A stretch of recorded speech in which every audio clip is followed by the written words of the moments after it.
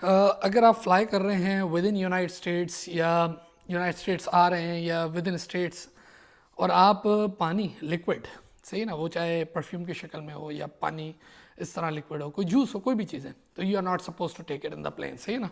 आप जहाज़ में पानी लेके नहीं बैठ सकते, यानी अगर मैं ये पानी की बॉटल लेके बैठ जाऊँ तो वो एक लिमिट से ज़्यादा मुझे, यानी अमूमन पानी लेके नहीं बैठना। तब इस बात का क्या मतलब है? इस बात का मतलब ये है कि कोई एक्सटर्नल वाटर, किस तरह कि अगर जो आखिरी फाइनल सिक्योरिटी नहीं होती जिसमें जूते वूते सब उतरवा लेते हैं, बिल्कुल फाइनल जब स्कैन करते हैं आपको, वहाँ से वाटर नहीं लाने देते। हाँ, उसके बाद अंदर मैकडोनल्ड है, उससे आपने पानी वगैरह जूस वगैरह ले लिया, वो तो आप ले जा सकते हो, सही है ना।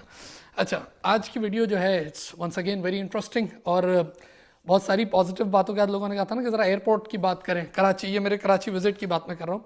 अच्छा, मुझे 4 दफ़ा इस विज़िट में 4 दफ़ा एयरपोर्ट का एक्सपीरियंस रहा, क्योंकि going from United State to Pakistan and then back 2 दफ़ा ये हो गया, और फिर मैं दुबई भी गया था बीच में on my visit to Pakistan, तो 2 दफ़ा ये, और बड़े इंटरेस्टिंग किस्म के एक्सपीरियंसेस हुए। देखिए, सबसे पहली बात तो ये है कि अब ये भी सुन रहा है वो मेरा बेबी, कम ऑन। अच्छा, सबसे पहली बात तो ये है कि देखिए, जो एयरपोर्ट होता है ना, वो किसी भी मुल्क का एक इमेज होता है ना, कि जब आप एंटर होते हो तो ज़ाहिर है फिर मॉल्स भी हैं और रेस्टोरेंट्स भी हैं, सारी चीज़ें हैं, और लोग भी हैं, कल्चर है, वो सब बहुत सारी चीज़ें इमेज होती है। लेकिन एयरपोर्ट जो होता है ना, वो पहली चीज़ होती है कि पहला फर्स्ट आपका इंप्रेशन क्या होता है। अच्छा, अब मज़े की बात ये है कि, और मैं कहता हूँ कि चीज़ें आहिस्ता आहिस्ता बुरी हो तो अच्छी लगती है, सही है ना, कि जैसे पहले बंदा आया कि यार एयरपोर्ट सबसे अच्छा होना चाहिए, फिर थोड़ा आगे बढ़े, ट्रैफिक बुरा लगा, फिर कहीं मॉल में कहीं ये वो, थोड़ा बहुत आहिस्ता आहिस्ता बुरा लगा। लेकिन कराची एयरपोर्ट की क्या खास बात है, ज़बरदस्त, हमेशा यही होता है। जैसे मैंने आपको अपना पूरे ट्रिप पे 2 4 5 वीडियोस बनाई कि मुझे बहुत मज़ा आया, चाहे वो मॉल्स हों, चाहे अपने स्टूडेंट्स हों, फॉलोवर्स हों, लेक्चर्स हों, इवन ड्राइविंग भी हो, कुछ भी हो, सारी चीज़ों में मैंने आपको पॉजिटिव बात है। लेकिन जो सबसे ज़्यादा मसला नज़र आता है वो एयरपोर्ट पर नज़र आता है। अच्छा, मैं इसको कंपेयर भी नहीं करना चाहता कि कोई यूनाइटेड स्टेट के एयरपोर्ट से कराची एयरपोर्ट, मैं ये वाला काम तो करता ही नहीं, आपको पता है, सही ना। मैं ये नहीं कह सकता कि उस एयरपोर्ट को बड़ा बना दिया जाए या कुछ भी। और वैसे एयरपोर्ट की सिचुएशन इस वक्त ऐसी है कि एक यूनिवर्सिटी से भी छोटा लगने लगा एयरपोर्ट के, जैसे यूनिवर्सिटी होती है ना, और ज़ाहिर है उसके कई ज़ाहिर बातें हैं, ज़ाहिर है उसमें हमारे पास इतने वसाइल नहीं है, बहुत सारी चीज़ें, उन सब पे मैं बात करने वाला हूँ, और बड़े इंटरेस्टिंग मेरे साथ कुछ वाक़यात हुए। अच्छा, बच्चों के साथ आया था, तो जैसे ही लैंड किए तो पता है कराची एयरपोर्ट पे लैंड करते ही फिर वो क्यू वगैरह का सिस्टम तो ख़त्म ही हो जाता है, वो एक गहमा गहमी ये चीज़ें। अच्छा, बच्चों के लिए बड़ी एबनॉर्मल थी क्योंकि लोग चिपके हुए। अब कुछ लोग ये भी कहते हैं कि नहीं नहीं, हमें डिस्टेंस रख के खड़ा होना चाहिए, जैसे टेक्सिस में लोग होते हैं कि भाई 6 6 फीट दूर खड़े या 4 4 फीट दूर खड़े। और भाई टेक्सिस तो बहुत बड़ा है भाई, सही है ना, उसका एयरपोर्ट तो बहुत बड़ा है, यानी उसमें तो पूरा कराची ख़त्म हो जाए, इतनी तेज़ गाड़ी भागती रहेगी एयरपोर्ट में। तो इस बात को मैं मानता हूँ कि नहीं, एयरपोर्ट छोटा है, लोग ज़ाहिर चिपक के एक दूसरे के साथ खड़े होंगे, और वहाँ का हमारा कल्चर भी ऐसे ही कि एक दूसरे को ज़रा झांकना ताकना, महिलाओं को देखना, ये नॉर्मल है, सही है ना। तो मैंने बच्चों को भी समझाया कि भाई दिस इज़ समथिंग नॉर्मल। खैर, जैसे तैसे करके वो जो आप पासपोर्ट वगैरह अपना दिखाते हो, सबसे अहम चीज़ जो मुझे लगी वो है, और मैं पहले भी कई दफ़ा बात कर चुका हूँ, वो है people. I am not talking about the infrastructure, it's about the people, it's about the process. कि लोग जो थे वो बाकायदा, यानी उनके चेहरों पे मुस्कुराहट नहीं थी, जो कि एक मुस्कुराहट होनी चाहिए कि वेलकम होम बोले या कोई भी चीज़, ऐसी कोई नहीं। बल्कि बच्चों को भी ज़रा डांट के कैमरे में देखें, उस बिल्कुल टोटल गुस्सा। तो खैर ये चीज़ दिस इज़ नॉर्मल, फिर वही भाग ताक के बैग वैग लोगे, ओवरऑल वॉट एवर। अच्छा, ज़्यादा इंटरेस्टिंग हो रहा है जब मैं दुबई। अच्छा, उसके बाद जब आप एक दफ़ा एयरपोर्ट से निकल जाते हो, फिर तो आपका अपना शहर होता है, और मैंने आपसे बताया भी कि सब कुछ पॉजिटिव है, सब अच्छा है, फिर तो कोई मसला नहीं है। और ज़ाहिर है जिनको बुरा लगता है वो एक अलग बात है, वो एक अलग डिबेट है, लेकिन मैंने आपसे वो पॉजिटिव बात की। अच्छा, फिर मुझे जाना था दुबई, हमारा एक मीटअप था कॉलेज का, के फॉलोवर्स से मिलना था, अपने स्टूडेंट से मिलना था, सारी चीज़ें। तो मेरी अमूमन आदत ये है कि जब तक कुछ काम अपनी काबिलियत से हो जाए ना, वो अच्छा है, यानी किसी किस्म का कोई प्रोटोकॉल नहीं होना चाहिए एयरपोर्ट पे, ये मेरी अपनी सोच है। ऑल्दो कोई इशू नहीं होता, लेकिन ज़ाहिर है मैंने जैसे उतरते हुए भी कभी प्रोटोकॉल नहीं लगाया। कोई अफसर हैं, जानने वाले होते हैं, वो देख भी लेते हैं, तो मैं उनको बोलता हूँ ठीक है यार, थोड़ी सी तो लाइन हो जाएगी। अच्छा, इसी तरह मैं जब दुबई भी जाने लगा, मैं था, मेरे साथ मुस्तफ़ा। अच्छा, बाकी टीचर जो थे वो अलग फ़्लाइट में आ रहे थे, हम दोनों एक साथ जा रहे थे, और हमने एक सस्ती एयरलाइन बुक की हुई थी, क्योंकि मेरी अमेरिका में रहते हुए आदत हो गई बजट एयरलाइन की। तो मैंने कोई 50,000 रुपये बचा भी लिए थे, तो फ्लाई दुबई में हमने सफ़र कर लिया, जो कि मुस्तफ़ा बहुत नाराज़ था उससे। खैर एनीवेज, तो जब हम एयरपोर्ट पहुंचे, मुझे पहले ही कहा हुआ था दोस्तों ने कि यार हम लोग तुम्हारा प्रोटोकॉल लगवा देंगे। मैंने कहा कुछ नहीं, मेरे दिमाग में ये था कि यार जाएंगे, हो जाएगा सर। अच्छा, मुस्तफ़ा का उसको कार्ड वार्ड भी मौजूद था कि वो जिससे वो डायरेक्ट बाहर से ही आपसे ले लेते हैं लगेज वगेज, और वो 5 स्टार होता है। खैर वो क्या 5 स्टार सर्विस थी, जैसे ही पहुंचे उसने बस बैग उठा के रख दिया। मुझे आदत है अपना बैग खुद उठाने की, उठा के भाई उस पर ही रखना है ना, बेल्ट पे। अच्छा, जब बेल्ट पे रख दिया तो मैं देख रहा हूँ कि पता नहीं क्या उसने वो बाद में बैग खुलवाया, और बैग के ऊपर ज़ोर ज़ोर से उसने चढ़ चढ़ के देखा कि क्या हो रहा है भाई, यानी वो चेक करना शुरू किया कि उसके अंदर क्या है, यानी कोई एक्सरे वगैरह मुझे तो नहीं नजर आया, रादर देन वो अपने हाथों से ही चेक कर रहे थे कि ये क्या चीज़ें। उसने मेरी शक्ल भी देख ली थी कि मैं थोड़ा मुस्कुरा भी रहा था उसको देख के, तंजिया मुस्कुराहट जो थी, लेकिन एनीवेज हो गया। अच्छा, उसके बाद जो पासपोर्ट वाली लाइन थी वो इतनी बड़ी लाइन थी, इतनी बड़ी लाइन थी, और वो बंदे आगे इतना स्लो काम कर रहे थे जिसकी कोई बात नहीं, यानी कम से कम 1-1.5 घंटा इस तरह उन्होंने लगा दिया।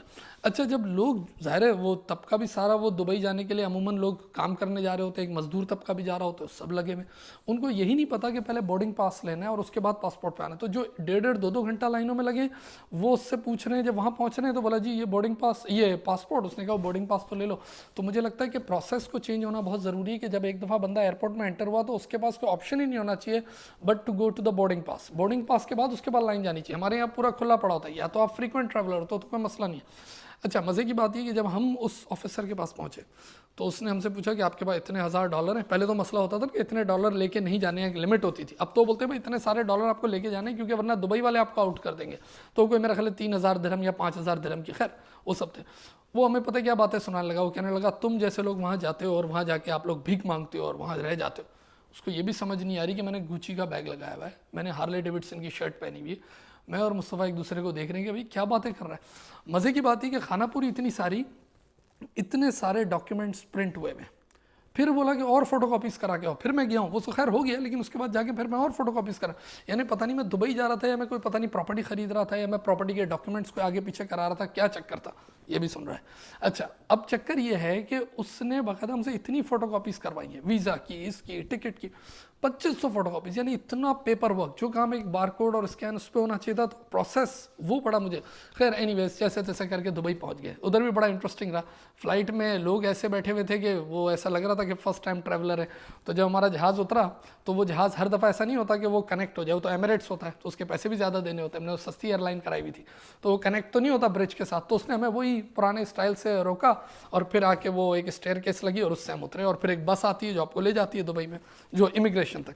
तो वहाँ उतरे तो वहाँ एक बंदा है ना, कुछ ऐसे बंदे भी थे, वो उतर के बोलते ये बस शारजा जाएगी, उसने कहा वो पहले बैठ तो सही, इमिग्रेशन तो करा ले, यानी उसको उतरते ही जहाज़ से उतर के लगा कि यहाँ से शारजा या वो अजमान इधर उधर जाएगी। तो खैर बहुत सारी कॉमेडीज ऐसी हो रही थी।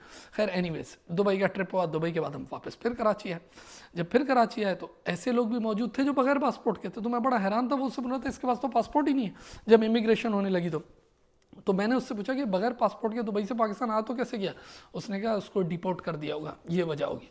खैर एनीवेज, आप लोगों ने मुझे देखा था, यहाँ पर बड़ा इंटरेस्टिंग एक वाक़या हुआ मेरे साथ। आपने मेरी एक स्टोरी देखी थी कि मैंने अल मराई का दूध लिया था दुबई से, सही है ना? अच्छा, जो मैंने दुबई से दूध लिया ना, तो मुझे बड़े टाइम बाद, मैं 12 साल बाद दुबई गया था, तो मैंने जब वो दूध लिया तो मुझे बड़ा अच्छा लगा। मैंने कहा यार फुल ऑफ फैट दूध है वो, तो मैंने थोड़ा बहुत पी लिया था, उसके बाद बाकी मैंने जहाज़ में सफ़र कर लिया। अभी मैंने आपको बताया कि यूनाइटेड स्टेट में जब आप सफ़र करते हो तो you can not travel with liquid, लेकिन मैंने पाकिस्तान में देखा कि आप लिक्विड लेके जा सकते हो। दुबई में मैंने देखा उन्होंने भी हमें नहीं रोका, पानी की बोतल भी थी मेरे साथ, और ये सारी चीज़ें आपके हैंड कैरी में मौजूद होगी, सही। तो मेरे साथ दूध वापस भी आ गया, तो आधा पौना दूध मौजूद भी था। जब मैं यहाँ उतरा हूँ तो यहाँ पर आके उन्होंने बाकायदा, एक दो ऑफिसर तो ऐसे, तो उन्होंने मुझे कहा कि हम आपकी वीडियोस देखते हैं। मैंने कहा चलो थैंक यू, लेकिन उसके बाद बोला ज़रा आप आगे आ जाएं, ज़रा बैग भी खुलेगा। तो बैग जब खुला तो मुझसे पूछने लगा कि भाई ये बॉटल क्या है और ये वो। मैंने कहा भाई ये दूध है। खैर एक ऑफिसर मुझसे ये भी पूछने लगा कि क्या बाहर मुल्कों में दूध जो है वो बॉटल में दिया जाता है? मैंने कहा हाँ, बॉटल में बिकता है भाई दूध, सही है ना? यानी ऐसे सवाल भी मुझसे हो रहे थे, टोटल ग्लोबल इमेज चल रहा था। अच्छा, ये सब हुआ। जब मैं ये सब कुछ लेके बाहर निकलने लगा, मैं और मुस्तफ़ा, तो एक खातून हमसे पूछने लगी, जो हमारे बराबर में ही बैठी थी जहाज़ में, वो हमसे पूछने लगी कि यार ये अजीब बात है, आप लोग को तो हार्ड लिकर ले जाने दी, यानी जो शराब है आप लोग को ले जाने दी, हमें तो नहीं ले जाने दी। मैंने उससे कहा भाई हम बच्चे हैं, ये दूध है हमारे हाथ में, ये दूध की बोतल है, ये शराब की बोतल नहीं है। खैर एनीवेज, यानी इस किस्म की कॉमेडीज़ भी हो रही थी। सबसे ज़्यादा जो सिचुएशन बनी वो ये बनी कि जब हम वापस आने लगे, going from Karachi to United States, Qatar Airways थी, मैंने इतना रश कभी नहीं देखा। अच्छी बड़ी लर्निंग भी है, इतना रश एयरपोर्ट पे कि यानी आप वो जो है ना वो गाड़ी भी नहीं पार्क कर सकते। तो मैं तो पहले ही समझ गया था। मुस्तफ़ा मुझे कहने लगा नहीं तो यहाँ से 5 स्टार लाउंज होगा। मैंने जाके देखा, मैंने कहा 5 स्टार लाउंज पे भी पागलपन हुआ है। जैसे गाड़ियाँ चलती है ना कराची में, यूं ऐसे लोग रोड तक भरे हुए। मैंने कहा ये तो अंदर ही कैसे जाएंगे, हम तो 3-4 घंटे पहले आए हुए, कैसे होगा ये काम? अब खैर मैंने तो झम मार दी गाड़ी से और जल्दी, और 10-12 बैग थे हमारे साथ, सारी चीज़ें, 2 गाड़ियाँ थी। मैंने कहा तुम अपनी गाड़ियों की पार्किंग वार्किंग सब छोड़ो, मुझे जल्दी बैग देना शुरू करो। और मैंने वाइफ को बच्चों को लगा दिया। अच्छा बच्चे भी 1 महीने में फुल ट्रेंड हो गए थे। पहली दफ़ा जब उतरे थे एयरपोर्ट तो बड़ा मसला हो रहा था, लेकिन अब ऐसा था कि 2-2 3-3 बैग चला रहे हैं एक साथ, भाग रहे हैं। मैंने कहा 1 इंच भी आपको जगह नहीं देनी। अगर आपने लोगों को रास्ता देना शुरू कर दिया तो यहाँ तो कॉन्सेप्ट ही नहीं है ना रास्ते का। ऐसा तो हो नहीं सकता कि जैसे मिसाल के तौर पे आपको पता है जो लोग गाड़ी चलाते हैं, बाइक चलाते हैं, कि रास्ता देने का हमारे यहाँ कॉन्सेप्ट नहीं है। और जो कि ठीक बात है कि आपको रास्ता निकालना पड़ता है कुछ भी करके। कोई यहाँ इस तरह माहौल नहीं है कि जी स्टॉप का साइन है तो मैं रुक जाऊँगा और इसका राइट है और उसका राइट वाला कॉन्सेप्ट नहीं है, निकालना पड़ता है। जो जनरल बात है सही ना, इसमें बुराई भी कोई नहीं है। वहाँ भी ऐसे ही हो रहा था। अच्छा सामान उठाने के लिए कोई कुली पोर्टर कोई नहीं था। अच्छा ट्रॉली थी, ट्रॉली भी नहीं थी। अब आप सोचें 10-12 बैग हैं और मुझे लग रहा था पता नहीं क्या होगा फ्लाइट की। वो अब बच्चे खैर हेल्प कर रहे हैं, ये 3 बैग चला रहे हैं, मैं 2-3 बैग। और वंस अगेन आपका ये वाला माहौल है वहाँ तो आप ये दिखा भी नहीं सकते कि भाई ये इस तरह के इलेक्ट्रॉनिक टिकट है, सारी फिजिकल टिकटें हैं, पासपोर्ट। अच्छा अभी कितने लोग हैं? 4 लोग हैं। अच्छा कोई भी 4 आ जाओ। वो वाला माहौल चल रहा था बाहर, इतनी मुश्किल से खैर जैसे तैसे करके किसी तरह एंटर हुए। अंदर गए तो अंदर माहौल बिल्कुल अलग, क्योंकि कई दफ़ा स्कैनिंग होती है। अब फिर बैग चढ़ाओ और फिर आगे मैंने देखा तो वही वाली मुझे लाइन याद आ गई, वो जो जब दुबई गया था, ह्यूज लाइन, उधर बोर्डिंग में, इधर उधर। बच्चे ही परेशान होने का क्या करूँ। फिर ज़ाहिर एक नंबर मिलाया, जो कि एक नंबर मेरे पास होता है मोबाइल में, ख़ास नंबर। वो नंबर मिलाया तो एक फ़रिश्ता नाजिल हुआ और फिर सारा काम 1 मिनट में हो गया। जो कि मेरी फितरत और इस तरह नहीं है, मैं चाहता नहीं, मेरी आदत नहीं है इस तरह, लेकिन अब क्या करूँ। माहौल इतना ख़राब हुआ था। मैंने इतना ख़राब माहौल आज से 10-12 साल पहले एक दफ़ा देखा था जब मैं अपनी बहन को ड्रॉप करने आया था। इतना ट्रैफिक बाहर रोड तक, समझ नहीं आ रहा क्या हो रहा है। यानी एक अजीब गहमा गहमी हो रही है। वो ऑफिसर भी परेशान है और कैसे स्कैनिंग होगी है वो। खैर एक नंबर डायल कर दिया, फरिश्ता आ गया, फरिश्ते ने सारा काम कर दिया। फिर 1 ही मिनट में सब हो गया। फिर बोर्डिंग टिकट ये वो फलां, फिर जाने बस जहाज़ में बैठे सर, कोई मसला नहीं। यानी वो जो फिर वो लगेज क्या होता है और वज़न क्या होता है, फिर कुछ भी नहीं। तो बच्चों के लिए ये भी एक बड़ी लर्निंग थी कि ऐसे भी होता है। फरिश्ता जिस तरह यहाँ US में होता है ना 911 डायल करें तो यहाँ से भी हेल्प आएगी, यहाँ से भी आएगी, वरना आसमान से हेल्प आएगी, हेलीकॉप्टर उतरेंगे, कुछ भी होगा तो वहाँ भी इसी तरह हेल्प होती है फिर। लेकिन अमूमन इस तरह। खैर मुझे जो ओवरऑल एयरपोर्ट के लिए लगा वो यही है कि एयरपोर्ट को अगर बना दिया जाए तो बहुत ही बड़ी बात है। क्योंकि आप देखें शहर भी 3-3.5 करोड़ लोगों का शहर है। फिर प्लस लाहौर में ये जो स्मॉग वगैरह ये चीज़ें होती हैं तो उसके ही बहुत लोग इधर आके ट्रैवल करते हैं। तो अब ऐसा लग रहा है कि अब ये वसाइल जो है ना, ये जो एक ये बड़ा लिमिटेड हो गया है। जहाँ ये जो हमारा एयरपोर्ट है, पहले बचपन में जब ट्रैवल करते तब ऐसा लगता था कि बड़ा खुला कुशादा सब है, लेकिन अब ऐसा नहीं लग रहा है। अब लोग भी बहुत ज़्यादा हो गए। फिर उसके बाद ज़ाहिर है फ़्लाइट्स भी हैं, लोगों की इमिग्रेशन भी बढ़ गई, लोगों के जो रिलेटिव्स वगैरह हैं ये सारे भी बाहर रहने लगे, तो मूवमेंट ज़्यादा हो गई है। ऑल्दो हालात इतने अच्छे नहीं कि इतनी मूवमेंट भी हो रही हो, लेकिन फिर भी एक लोकल मूवमेंट तो है ना। फिर लोकल ट्रैवलर्स भी हैं, इंटरनेशनल ट्रैवलर्स भी हैं। तो मुझे ऐसा लगा तो अगर तो ये एक तो एडवाइस यही है कि पूरा उठ के शहर से थोड़ा दूर ही चला जाए और थोड़ा बड़े बड़े पैमाने पे बन जाए। लेकिन अगर इतने वसाइल नहीं हैं तो फिर एक अलग गुफ्तगू है। लेकिन कम से कम लोग जो हैं और प्रोसेस कि फालतू बातें भी ना हो और प्रोसेस जो है वो स्मार्ट होना चाहिए, सही ना। हम ये कंपैरिजन तो नहीं कर रहे कि जहाँ पर पूरे पूरे जहाज स्कैन हो जाए। इसलिए आप देखिए ना, पाकिस्तान से फ़्लाइट कोई भी यूनाइटेड स्टेट्स डायरेक्ट नहीं जाती। पाकिस्तान से कोई फ़्लाइट डायरेक्ट यूनाइटेड स्टेट नहीं जाती।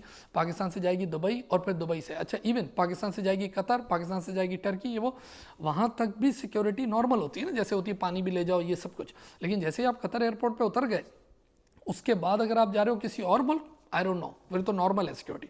लेकिन if you are going to United States, उसके टर्मिनल, उसके गेट्स ही अलग हैं और उसकी सिक्योरिटी अलग है। बाकायदा उस पर लिखा होता है उन लोगों पे कि वो कतर एयरपोर्ट वाली सिक्योरिटी नहीं, वो अमन खास, वो लिखा होता है प्राइवेट सिक्योरिटी। और वो फिर जिस तरह आपको चेक करते हैं वो एक नेक्स्ट लेवल चेकिंग है, सही है ना। क्योंकि उसके बाद फिर चेकिंग है नहीं उसके बाद, बल्कि वो जब आपको एंटर कर देते हैं ना एक रूम में, उसमें रेस्ट रूम भी नहीं होता, वॉशरूम कोई नहीं, उसमें पानी नहीं है, कुछ भी नहीं है। क्योंकि अब वहाँ से आपने जहाज़ में बैठना है, अब आप हमारी यूँ समझे कि हिफाजत में आ गए। और उसके बाद जब आप लैंड करते हो, फॉर एग्जाम्पल यू लैंडिंग या डैलस या LA, जो भी, जैसे मैं इधर डैलस लैंड हुआ, पूरा जहाज़ स्कैंड है। फिर उसके बाद कोई चीज़ भी उसने नहीं पूछी, यहाँ तक कि उसने पासपोर्ट भी नहीं देखा। फिर उसने कोई आपका हरा पत्ता या पासपोर्ट या कोई चीज़ उसको देखने की ज़रूरत नहीं है। फिर सिर्फ आपने उससे आँख मिलानी है, उसने आँख देखनी है एंड गो, कुछ भी नहीं। इसका मतलब फुल प्रूफ सिक्योरिटी हो चुकी है पीछे और जहाज़ पूरे स्कैन हो गए, सामान कोई स्कैनिंग वगैरह कुछ भी नहीं, निकालें और जाएं, सारा काम हुआ है पीछे। इसीलिए अब आप देखिए ना कि वो कैसे ट्रस्ट कर सकते हैं उस सिक्योरिटी पे, जिस सिक्योरिटी में मैं आपको बता रहा हूँ कि हम नंबर डायल करें तो चलें भाई आप भी चले जाएं, जहाँ पर पासपोर्ट का कोई पता नहीं है, जहाँ पर बस वो बैग को इस तरह देखा जा रहा है कि जी तोड़ मड़ोड़ के, तो उस सिक्योरिटी पे रिलाई नहीं किया जा सकता, जो सीधी जायज़ सच बात है, सही ना, इसमें कोई बुराई भी नहीं है, आहिस्ता आहिस्ता इंप्रूव होंगी चीज़ें।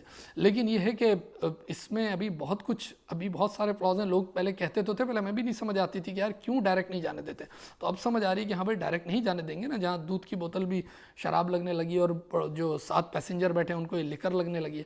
खैर एनीवेज, तो मेरा कहना है कि एक तो प्रोसेस वो थोड़ा सा स्मार्ट हो, और दूसरा पीपल, लोग जो हैं वो थोड़े से स्मार्ट हो, थोड़े फ्रेंडली हो, थोड़े ट्यून हो, थोड़े ट्रेंड हो, ये बहुत ज़रूरी है। अपना बहुत सारा ख्याल रखें। You have a great day now, thank you.